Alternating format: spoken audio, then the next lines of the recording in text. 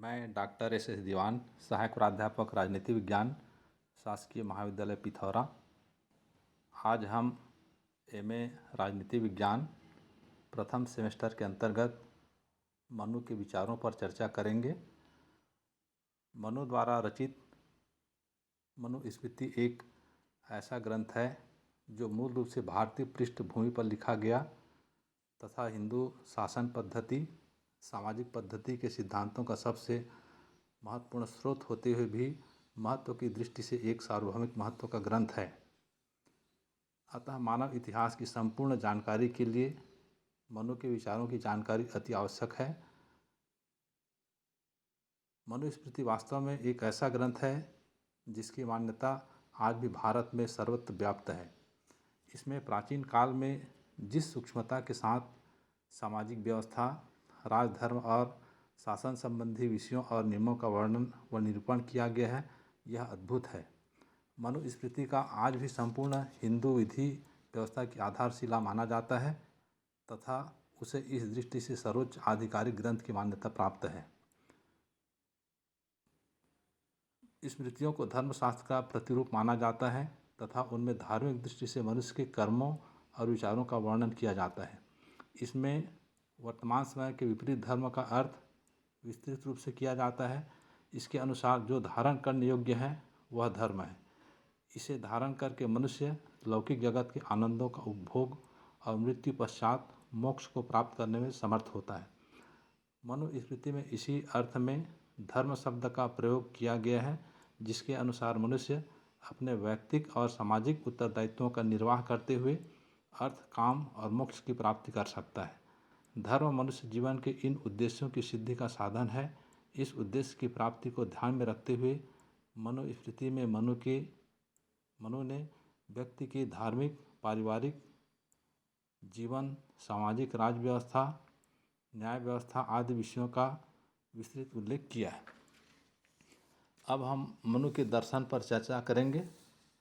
मनु ने सृष्टि रचना पर अपने विचार व्यक्त करते हुए कहा था कि यह संपूर्ण सृष्टि ईश्वर की रचना है। सृष्टि की उत्पत्ति का मूल कारण ईश्वरीय इच्छा को माना है। ईश्वर सर्वशक्तिमान है तथा उसी ने ब्रह्मा के माध्यम से इस सृष्टि की रचना की है। इस प्रकार सृष्टि के सभी प्राणी ईश्वरीय अंश के प्रतीक हैं और उस विराट पुरुष के निर्माता हैं जो ईश्वर का वास्तविक रूप है। इस विराट पुरुष द्वारा सृष्टि रचना हेतु ब्रह्मा की उत्पत्ति सबसे पहले की गई तथा उस ब्रह्मा ने अपने दो भाग, आधे भाग से पुरुष और आधे से स्त्री को उत्पन्न किया तथा फिर उसने लोक वृद्धि के लिए अपने मुख से ब्राह्मण, भुजा से क्षत्रिय, उदर से वैश्य तथा पाँव से शूद्रों का निर्माण किया। अब हम वर्ण व्यवस्था पर चर्चा करेंगे। मनु द्वारा प्रतिस्थापित समाज व्यवस्था में वर्ण व्यवस्था को विशेष स्थान व महत्व प्राप्त है। समाज व्यवस्था में प्रत्येक व्यक्ति का कार्य स्तर और महत्व उसके वर्ण के अनुसार निर्धारित किया गया है। मनु के अनुसार ब्राह्मण, क्षत्रिय, वैश्य एवं शूद्र नामक चारों वर्णों की उत्पत्ति क्रमशः ब्रह्मा के मुख, बाहु, उदर एवं पैर से हुई है। अतः उनकी उत्पत्ति के अनुसार ही मनु द्वारा उनके कर्म भी निर्धारित किए गए हैं। ब्राह्मण का कर्म है शिक्षा प्रदान करना, यज्ञ आदि धार्मिक अनुष्ठानों को पूर्ण करना तथा इनके माध्यम से प्राप्त दान दक्षिणा से अपना जीवन निर्वाह करना। इसी तरह से क्षत्रियों का कार्य समाज की रक्षा करना, शासन का संचालन करना, यज्ञ आदि धार्मिक अनुष्ठानों का आयोजन करना तथा दान देना आदि। वैश्य का कार्य है सामाजिक आवश्यकताओं के अनुकूल उत्पादन कार्य करना, वाणिज्य व्यवसाय करना, यज्ञ करना, दान देना आदि। और शूद्र का कर्म उपर्युक्त तीनों वर्णों की द्वेष भाव रहित होकर सेवा करना। मनु का विचार है कि इस सामाजिक वर्ण व्यवस्था को सुचारू रूप से संचालित करने के लिए सभी वर्णों को अपने निर्धारित कर्तव्यों का निष्ठापूर्वक निर्वाह करना चाहिए तथा दूसरे वर्णों के कार्यों में अवांछित रूप से हस्तक्षेप नहीं किया जाना चाहिए। सभी वर्णों को सामाजिक व्यवस्था के संचालन की दृष्टि से समान महत्व देते हुए भी मनु ने इन चारों वर्णों में से ब्राह्मण के मुख से उत्पन्न होने के कारण ब्रह्मा को पवित्रों में भी सबसे अति पवित्र बताया है। वह वेदों का ज्ञाता है, शिक्षक है, धार्मिक अनुष्ठानों का संचालक है। अतः अपने इस संस्कार तथा चरित्र विशेष के कारण सभी वर्णों में सर्वोच्च एवं श्रेष्ठ स्थान रखता है। लेकिन इसके साथ साथ मनु ने यह भी कहा है कि उपयुक्त श्रेष्ठता का अधिकारी केवल वही ब्राह्मण है जो अपने वर्ण धर्म का निष्ठापूर्वक पालन करता है। जो ब्राह्मण अपने धर्म का पालन नहीं करता है वह इनका अधिकारी नहीं है। अब हम आश्रम व्यवस्था पर चर्चा करेंगे। मनु ने प्रथम 3 वर्णों के लिए आश्रम धर्म की व्यवस्था का उल्लेख किया है। उन्होंने संपूर्ण मानव जीवन को आयु के आधार पर 4 आश्रमों में विभाजित किया है। एक मनुष्य की औसत आयु मनु के अनुसार 100 वर्ष निर्धारित है और 4 आश्रम हैं: ब्रह्मचर्य, गृहस्थ, वानप्रस्थ तथा संन्यास।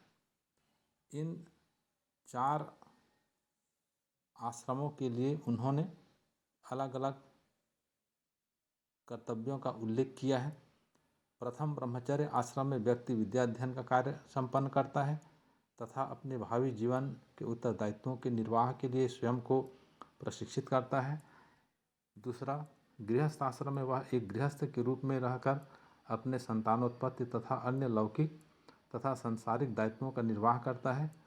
तीसरा, वानप्रस्थ आश्रम में वह व्यक्ति गृहस्थ के उत्तरदायित्वों से मुक्त होकर सामाजिक उत्तरदायित्वों का निर्वाह करता है तथा अपनी क्षमता अनुसार समाज सेवा का कार्य कर समाज की उन्नति में सहयोगी की भूमिका का निर्वाह करता है।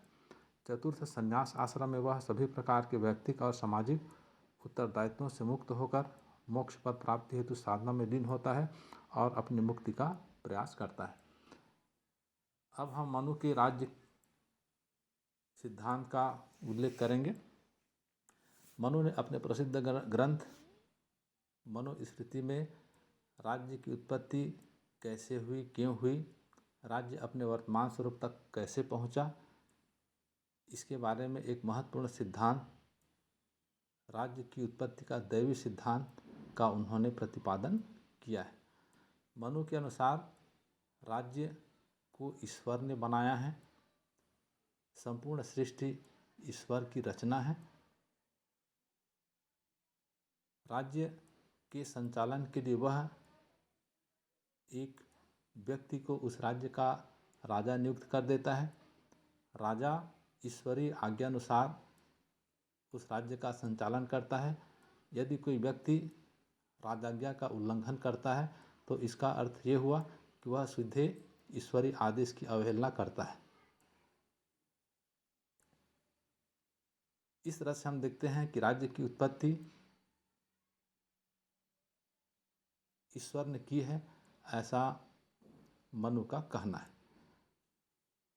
अब हम राज्य की उत्पत्ति के दैवी सिद्धांत की विशेषताओं पर चर्चा करेंगे, जिसमें पहला कहा गया है राज्य की उत्पत्ति ईश्वर द्वारा की गई है, अर्थात ईश्वर ने राज्य को निर्मित किया है। दूसरा, उस राज्य में राज्य करने वाला राजा का पद वंशानुगत है, अर्थात राजा उत्तराधिकार के आधार पर अपने पद को प्राप्त करेगा। तीसरा, राजा अपने कार्यों के लिए जनता के प्रति नहीं बल्कि सिर्फ ईश्वर के प्रति उत्तरदायी है। चौथा, राजा का किसी भी रूप में विरोध करना पाप है। राजा की समस्त आज्ञाओं का बिना उचित अनुचित का ध्यान किए हुए जनता द्वारा अनिवार्य रूप से पालन किया जाना चाहिए। इस प्रकार हम देखते हैं कि पश्चिमी विद्वानों द्वारा प्रतिपादित दैवी सिद्धांत राजा को मात्र ईश्वर के प्रति उत्तरदायी बनाकर उसे प्रजा के प्रति निरंकुश और अनुत्तरदायी बना देता है तथा उसकी निरंकुशता का जनता को प्रतिकार का अधिकार भी नहीं प्रदान करता है। दैवी सिद्धांत के प्रभावी होने के समय में पश्चिमी देशों के शासकों ने इसी आधार पर शासन ही नहीं किया वरन इस सिद्धांत की आड़ देकर जनता पर मनमाने जुल्म भी ढाए। इसके विपरीत मनु ने राजा की उत्पत्ति यद्यपि ईश्वरीयकृत मानी है तथापि उसकी निरंकुशता और स्वेच्छाचारिता को मान्यता प्रदान नहीं की है। इस दृष्टि से उसने किसी भी रूप में राजा के दैवी अधिकार को स्वीकार नहीं किया। मनु ने राजा को राज्य कार्य संचालन हेतु धर्म के अधीन रखा है तथा इस बात पर बल दिया है कि राजा को अपनी शक्ति का प्रयोग अपने आमोद प्रमोद के लिए नहीं वरन जनता की रक्षार्थ तथा उसके पालन पोषण हेतु करना चाहिए। मनु ने राजा के दैवत्व पर बल अवश्य दिया है, लेकिन उसका दैवत्व धर्माधीन है। वह अपनी शक्ति का प्रयोग अधर्म पूर्वक या नैतिकता तथा नीति विरुद्ध नहीं कर सकता। उसका प्रयोग धर्मानुसार जनहितार्थ ही करना चाहिए। ये मनु का मत है। इसी के साथ आज के व्याख्यान को मैं यहीं पर विराम देता हूँ। धन्यवाद।